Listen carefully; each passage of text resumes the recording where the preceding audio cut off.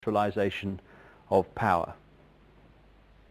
There is this like cozy little myth that is perpetuated between politicians and the media. Politicians walk the world stage as if they are the final arbiters of power in the world.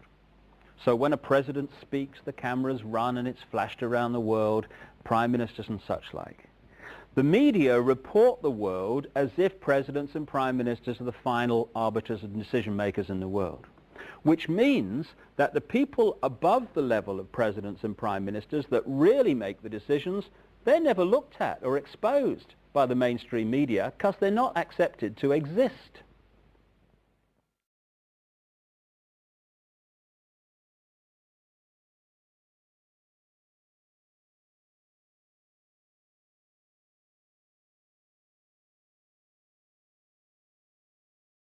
Well, I was in the FBI for 27.5 years, and at the time of my retirement in 1979, I was the senior special agent in charge of the FBI Los Angeles office.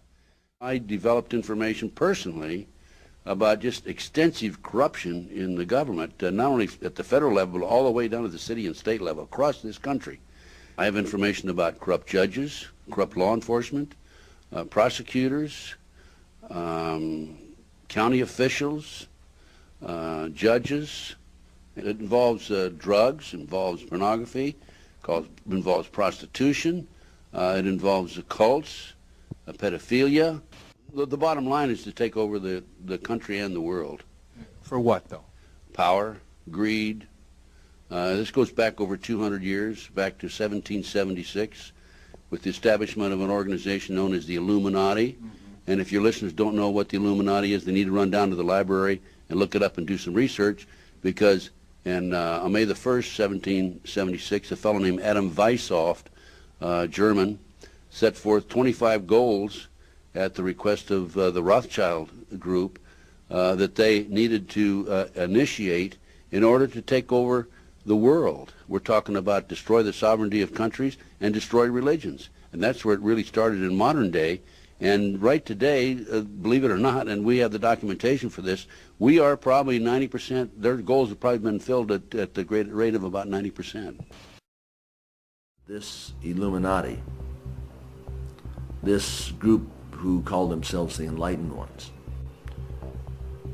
had gained positions of power through control of the banking system. The Illuminati was founded on May 1st, 1776 by Adam Weishaupt, a professor at Ingolstadt University. Weishaupt obviously had been a serious student of the occult, for many of its bizarre features and symbols were incorporated into his organization. Weishaupt had been active in the Masonic lodges of Germany and found in them the perfect vehicle for recruiting into his secret order, which he described publicly as the highest level of Freemasonry. The Illuminati was formally incorporated into the Masonic lodges at the Congress of Wilhelmsbad in 1780. There were 8 conspiratorial rings within rings, advancing from the outermost novice inward to Rex, or king.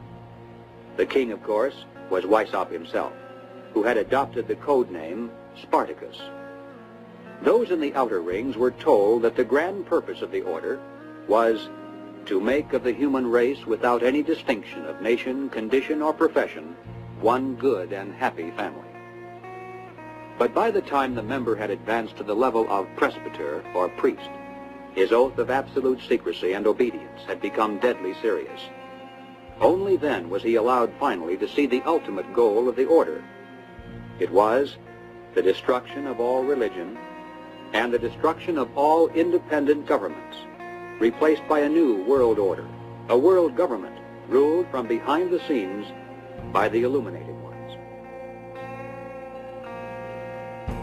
We have before us the opportunity to forge for ourselves and for future generations a new world order, a world where the rule of law, not the law of the jungle, governs the conduct of nations. When we are successful, and we will be, we have a real chance at this new world order, an order in which a credible United Nations can use its peacekeeping role to fulfill the promise and vision of the UN's founders. I call upon all states to join ranks in order to found the new world order of the 21st century. And people talked then, in 1990, of a new world order. What they actually meant then was a new political order. And the question for us is how we meet and master all these challenges to ensure that Britain enhances its competitiveness in the process and realizes what I believe is our destiny of success in this new world order. So, in conclusion, ladies and gentlemen, a new world is emerging. It is a new world order with significantly different and radically new challenges for the future. On the back of the dollar bill, you see the symbol on the left-hand side of the bill, which is annuit coeptis, which means our enterprise is now a success. Our enterprise is crowned with success. Annuit coeptis.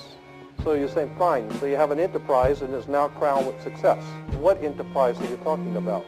Novas ordo seclorum. Novas is novus, meaning new. Ordo is order, and seclorum is where we get the word secular, meaning the world. So it's new order of the world, the new world order. George Bush's new world order is now a success.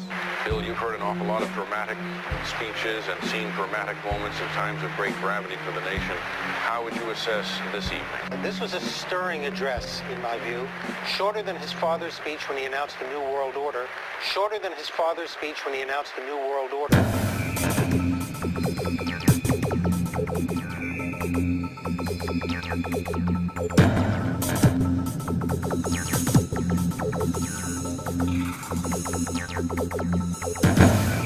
1934 is when the Federal Reserve actually finally took total control of the United States monetary system, and that's when they said it is now a success, because this is a symbol, this is an emblem of a secret society of Freemasons called the Illuminati, the German Bavarian Illuminati. They were a secret society founded in the south of Germany. They were called the Illuminati, the illuminated ones, the enlightened ones. 1776 was when this secret society actually formed itself into a secret society and put itself into operation. They were the basis for what we call today in our country the Bavarian Illuminati was the basis for what we call today the Colombian faction. The Colombian faction of the Illuminati came here right after this government was formed, and that's where we get today this Columbia Space Shuttle, Columbia Movies, Columbia Television, Columbia Records, everything, Columbia University. As a matter of fact, Columbia TV, Columbia Broadcasting System, CBS. What is the symbol for CBS? It's the all-seeing eye. And that's why our government is in the District of Columbia, because these guys own our government. They print our money, and they own not only the government, but they own you. You are their property. So, in other words, these guys print the money, they run the country, and they own you, and they own everything around it. And so they make the laws, and that's why they can decide who can kill who and who can get away with who and who can get away with whatever, because they make the laws and they decide, all right? As I said to you before, there are 13 layers in this pyramid. There are 13 letters in annuit coeptis, but 13 is a very important number to this secret society.